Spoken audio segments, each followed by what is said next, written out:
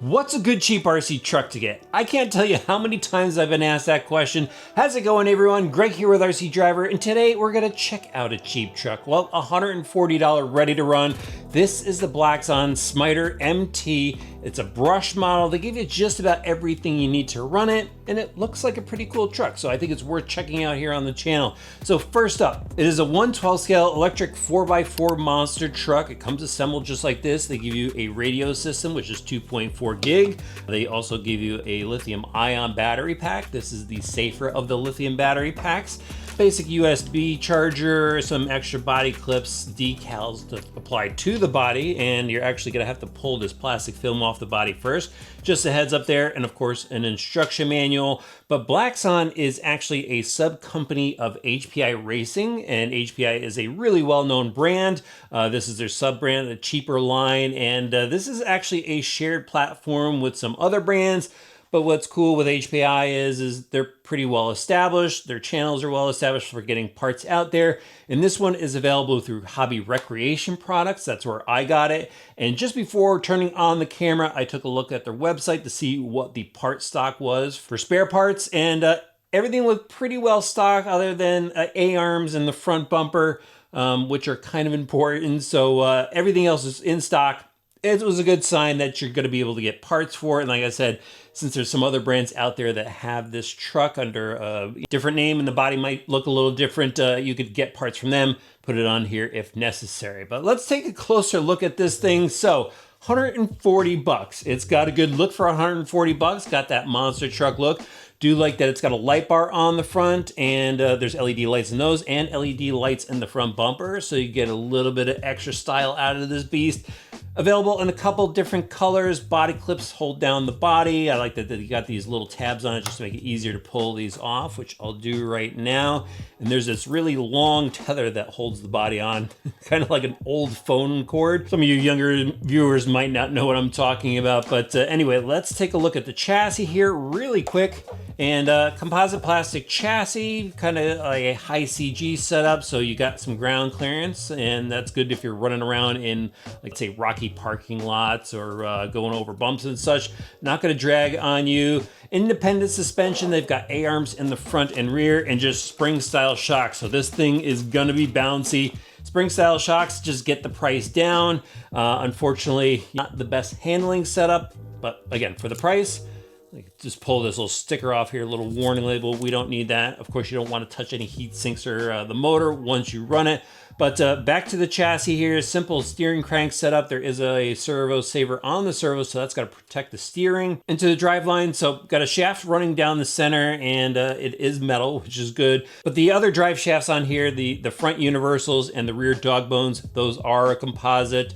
Even the out drives on the differential, those are composite. They're turbo versions, which you can go and get some of the turbo aftermarket parts and throw on this. They have metal parts in it. So if you find yourself breaking these, you can go switch to the turbo version of the parts.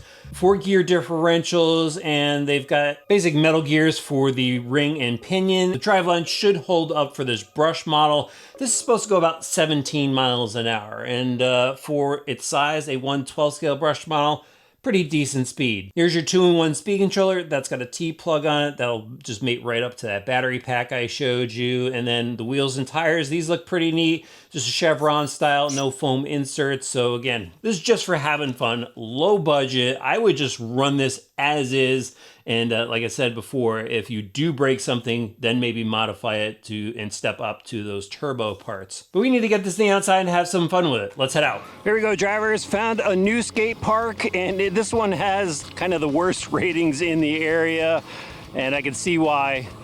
But I think it'll be okay to test out the Smyter here. This is top speed. Now, it's supposed to hit 17. I don't have my speed meter with me. It's looking a little bit more like 15 miles an hour, and there's no dual rates or anything. So yeah, that's your top speed on this bad boy.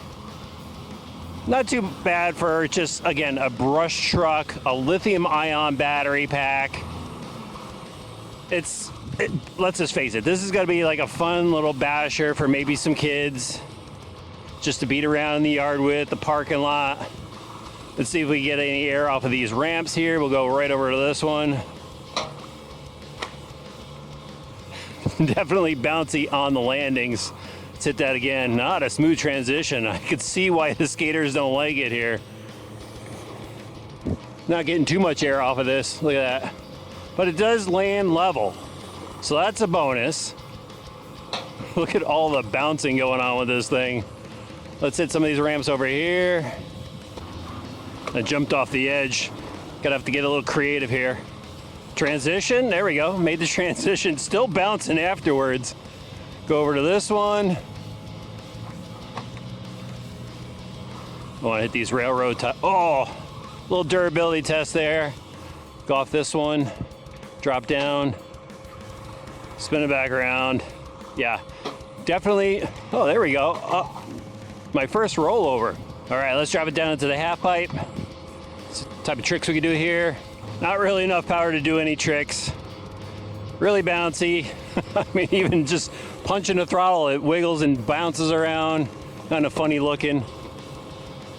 Not a truck for your pro level driver or even your experienced driver. This is just fun for kids, I think.